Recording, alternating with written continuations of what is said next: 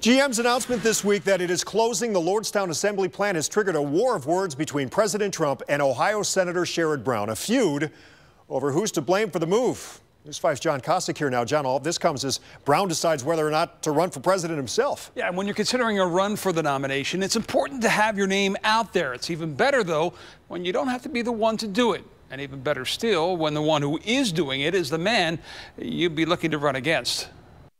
This week's GM decision has given a national platform to Ohio Senator Sherrod Brown, a stage which he's used to both defend GM workers and take on President Trump. The president, first of all, needs to fix his tax bill instead of giving money to companies that move overseas. A spotlight made only brighter by the president himself, blaming Brown in the Wall Street Journal for the automaker's decision. Ironically, auto and steel workers have proven to be strong supporters of both men, as both share similar positions on tariffs and trade, with Brown even telling me immediately after the 2016 election of how he reached out to the Trump team. I spoke to him at length about how can I help you with renegotiating NAFTA, how can I help you with pulling out of the Trans-Pacific Partnership.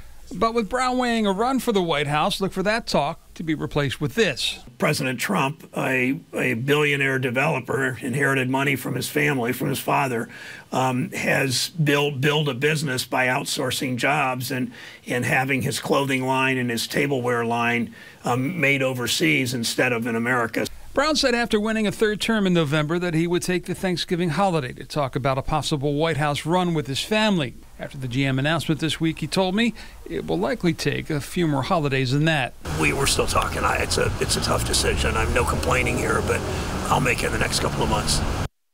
Well, as early as January is when we typically see the first of the hopefuls officially enter the race, with all who are going to run, normally in it by midsummer. Now, Brown and President Trump are expected to speak by phone tomorrow about Lordstown.